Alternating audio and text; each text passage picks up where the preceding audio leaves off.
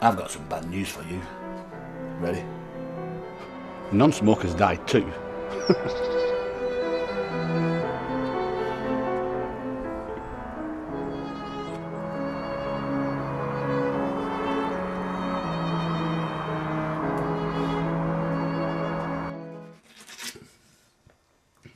So now they've banned smoking on aeroplanes, at the pictures, in offices, at restaurants and pubs.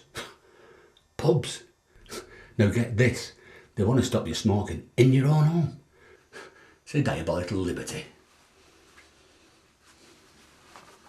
Don't get me wrong, if there's kids around, no smoking, it's simple as that. I mean, you don't want teachers sparking up halfway through story time, do you? Of course you don't. See you later. Are you ready? Mm-hmm. Come on, let's go.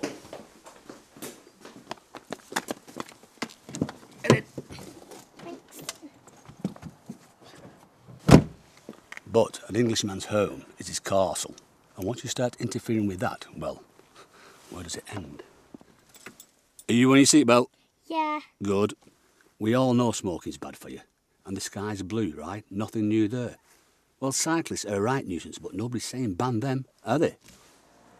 Smoking whilst driving can cause serious distractions. Like in the home, smoke can remain in the car and on the seats long after smoking has finished. You'd think they have better things to do than tell folks how to live their lives. So waste the taxpayers' money.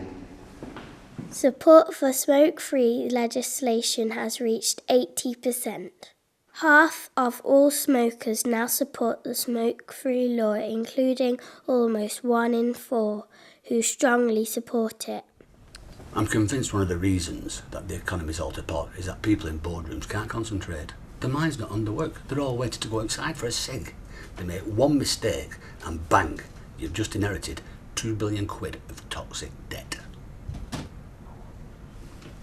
Oh, come on, not now. There is no truth to this statement whatsoever. I'm waiting for a cig. Don't get me wrong. I'm not one of those I will die for the right to smoke cig types. I'm not going to dress up as Batman and storm Parliament. I don't care that much. But I cannot stand being told what to do. It is estimated that in 2001 to 2002, tobacco companies spent £25 million on advertising in the UK, excluding sponsorships and indirect advertising. I still can't believe they banned smoking in pubs.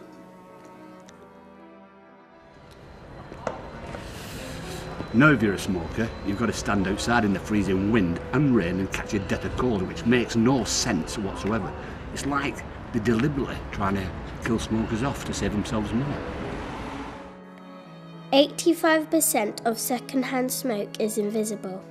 It is harmful like the smoke you can see, and it can linger long after smoking has finished. Smokers are increasingly aware of the harm from second-hand smoke, with 75% believing it is harmful to children's health and 70% believing it is harmful to the health of adults.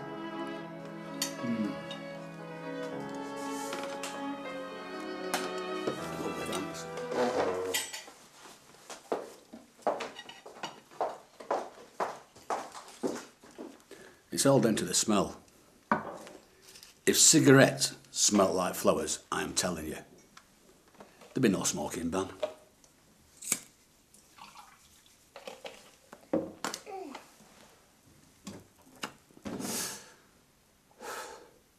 Come on, young lady, time for bed. I'm asleep. No, you're not. Carry me. Oh, see. Come on then. Come on. Come on, let's get you to bed. Oh! It's Smell the smoke. Do you want a lift or not? Yeah. Right then. There we go. There we go. Comfy? Yeah. Right. Night, night. Don't let the bed bugs bite. I won't. Night. Mwah.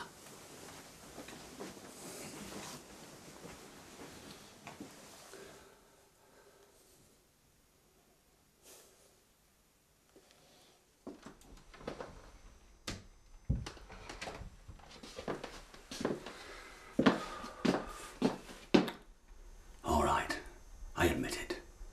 I'm a hypocrite. I don't want my daughter to smoke, and I don't want her having to breathe in someone else's smoke. That's why I stay in one room or I go outside when I want to see. That way the only person I'm hurting is me. Better get that fixed. But at the end of the day, it's about basic human rights. I know smoking harms you, I know it kills you. It boils down to one thing. It's my life, my choice. And if it only affects me, then that's my right.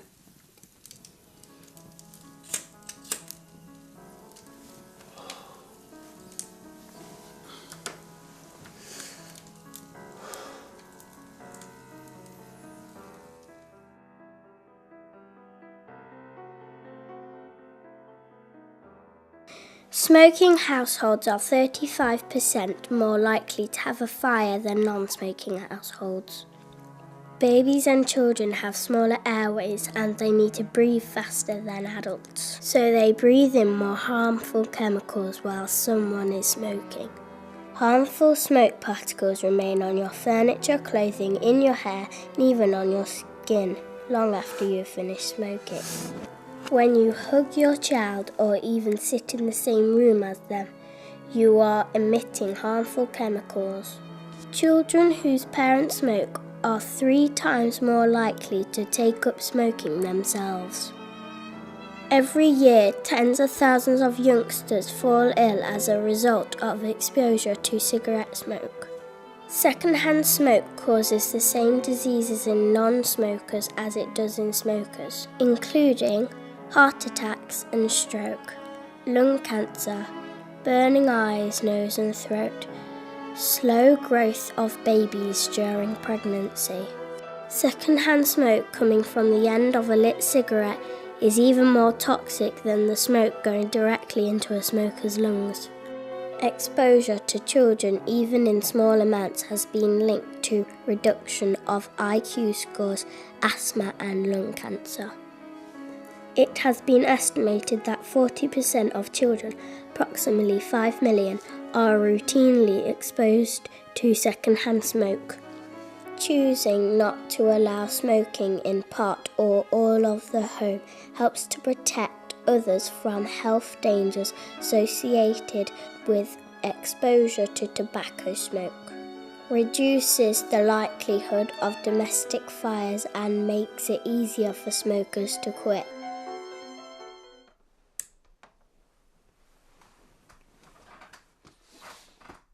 I've got some good news for you. Ready? Nottinghamshire's SFE encourages people to choose from a range of options for a smoke-free environment in the car and at home. In the car, Stage 1. Never allow smoking in front of children in the car. Stage 2. Never allow smoking in the car. And in the home, Stage 1. Never allow smoking in front of children. Stage 2. Never allow smoking in front of children and only allow it in one room, e.g. the kitchen. Stage 3. A completely smoke-free home. Never allow smoking anywhere.